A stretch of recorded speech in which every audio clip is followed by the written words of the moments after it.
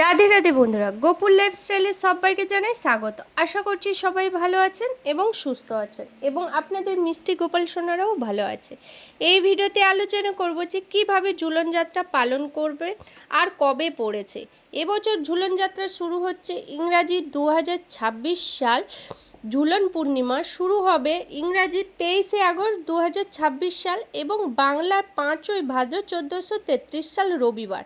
এবছর কিন্তু ঝুলন যাত্রা পড়েছে ভাদ্র মাসে এবং সময় হচ্ছে 23শে আগস্ট 2026 সাল বাংলা 5ই ভাদ্র 1433 সাল সকাল 9টা বেজে 39 মিনিট থেকে শুরু হবে এবং ঝুলন যাত্রা উৎসবটি শেষ হবে 28শে আগস্ট 2026 সাল বাংলায় 10ই ভাদ্র এবং 1433 সাল শুক্রবার দিনের বেলায় 9টা বেজে 57 মিনিটে।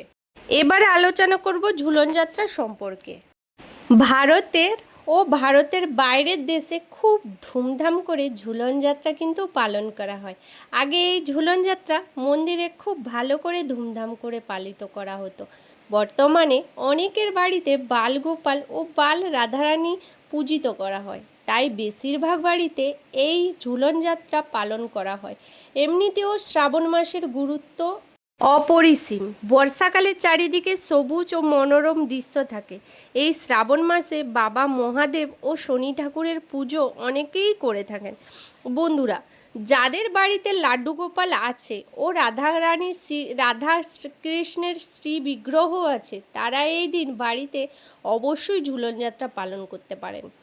তারা এই দিন গোপালের নিত্যদিনের সেবা অবশ্যই করবেন। তার সাথে ঝুলনের প্রথম দিন গোপাল ও রাধাকৃষ্ণের বিগ্রহকে পঞ্চামৃত দিয়ে স্নান করাতে পারেন। পঞ্চামৃত হলো দুধ, ঘি, মধু, দই আর শর্করা দিয়ে তৈরি করতে পারেন পঞ্চামৃত। আর এই দিন দোলনার মহত্ব বিশেষ রয়েছে, কারণ দোলনাতে ঝুলন যাত্রা মহোৎসব পালন করা হয়। শ্রী রাধাকৃষ্ণের একাধিক সুন্দর লীলার মধ্যে এটি একটি হলো, যার নাম ঝুলন যাত্রা। আর বন্ধুরা, দোলনাটিকে কিন্তু ফুল, পাতা, ছোট লাইট দিয়ে সুন্দর করে সাজাতে পারেন আর গোপাল আর রাধাকৃষ্ণকে সুন্দর করে শৃঙ্গার করতে পারেন। এই দিন চেষ্টা করবেন বন্ধুরা গোপালকে একটি সুন্দর হলুদ রঙের জামা পরাতে, কারণ হলুদ রঙের জামা গোপালের কিন্তু খুব প্রিয়। আপনারা আপনাদের ইচ্ছে মতন খুব সুন্দর করে সাজাতে পারেন এবং পারলে দোলনার দড়িটিকেও ফুলের মালা দিয়ে তৈরি করতে পারেন। সুন্দর করে দোলনা সাজিয়ে লাড্ডু গোপাল বা শ্রী রাধাকৃষ্ণের বিগ্রহকে আসন পেতে দোলনায় বসিয়ে দোলনা আস্তে আস্তে দোল দিতে পারেন।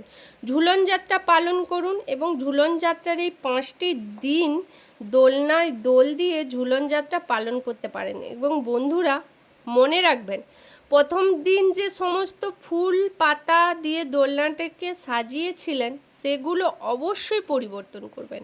নতুন টাটকা ফুল পাতা দিয়ে আবারও দোলনাকে সাজাবেন। আর এই সময় অনেকের বাড়িতে ঝুলন যাত্রা উপলক্ষে বাড়িতে সুন্দর করে ঝাঁকি তৈরি করেন বা ঝাঁকি সাজানো হয়। ছোট ছোট খেলনা, পুতুল বা ঘরবাড়ি বা গাছপালা দিয়ে খুব সুন্দর করে ঝাঁকি সাজানো হয়। আপনারা চাইলে এটিও করতে পারেন। আর একটি কথা বন্ধুরা, ভগবানকে যখন দোলনায় বসাবেন তখন ভোগ নিবেদন করবেন না, কারণ দোলনায় বসিয়ে ভগবানকে ভোগ নিবেদন করা হয় না। বন্ধুরা, এক্ষেত্রে আরও একটা প্রশ্ন উত্তর আলোচনা করি। বন্ধুরা, যারা ঝুলন যাত্রা পালন করবেন তারা কোন সময় পালন করবেন, যে ক্ষেত্রে বলে দিই, লাড্ডু গোপাল ও বালগোপাল রাধারানী যাদের বাড়িতে রয়েছে তারা তাদের নিত্যদিনের সেবা মতন পুরোটা করার পর বিকেল থেকে দোলনার বসবার প্রস্তুতি নিতে পারেন। এটি কটা দিন পারলে আপনারা আপনাদের সাধ্য মতন বিশেষ কোনো ভোগও নিবেদন করতে পারেন। আর অবশ্যই প্রতিটা ভোগে তুলসী পাতা দিতে ভুলবেন না।